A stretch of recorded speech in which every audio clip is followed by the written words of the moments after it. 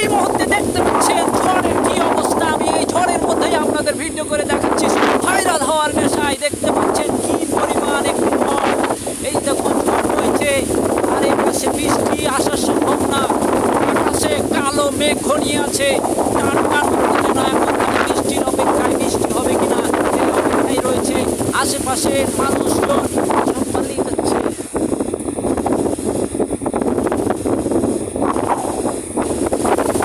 দেখতেই পাচ্ছেন সেই লোক কিভাবে যাচ্ছে, তার অবস্থা দেখুন। কত পরিমাণে ঝড় হচ্ছে, মনে হচ্ছে উড়িয়ে নিয়ে চলে যাবে। প্রধানমন্ত্রীর অবস্থা দেখুন ভাই, কি দেখুন এই পরিমাণ ঝড়, কি পরিমাণ এই ঝড়ে হচ্ছে। আমার ক্যামেরা সহ আমার নিয়ে আমাকে উড়িয়ে দিবে পুকুরের মাঝে। তারপর আমাদের চেষ্টা করছে। দেখুন কিন্তু বৃষ্টি হবে না, কালো মেঘ আছিল, সেই মেঘগুলো কিন্তু প্রায় চলে গেল আমাদের বাড়ির উপর দিয়ে, একদম সীমানার বাইরে ছক্কা ছক্কা মেরে চলে গেছে সেই ঝড়।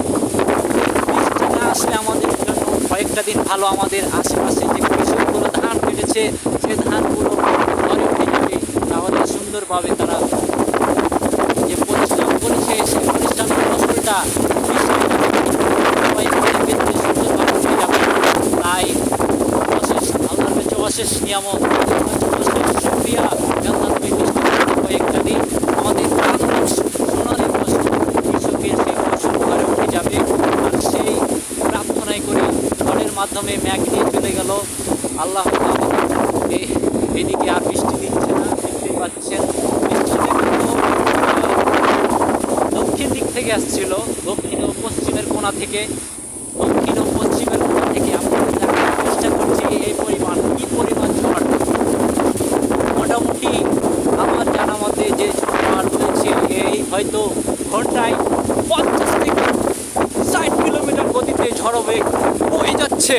আমি আছি আপনাদের মাঝে দেখানোর চেষ্টা করছি সেই রকম ঝড়। কিন্তু আমাকে এখানে দেখলে অনেকেই মানা করবে, কি পাগল হয়ে গেছো নাকি, এত গতিতে ঝড় হচ্ছে আর তুমি এখানে কিসের জন্য দাঁড়িয়ে ভিডিও করছো। ভাই আমি শুধু ভাইরালের নেশায় ভিডিওটা করছি ভাই। আমার ভিডিও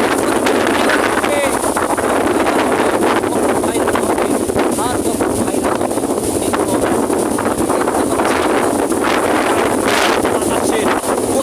দেখতে পাচ্ছেন, মনে হচ্ছে তীব্র থেকে তীব্রতর হচ্ছে, তীব্রতর থেকে তীব্রতর হচ্ছে। মনে হচ্ছে গাছপালা সব ভেঙে যাবে, কিন্তু গাছপালা একটাও ভাঙেনি। দর্শক বন্ধুরা, এই পাশে দেখতে পাচ্ছেন একটি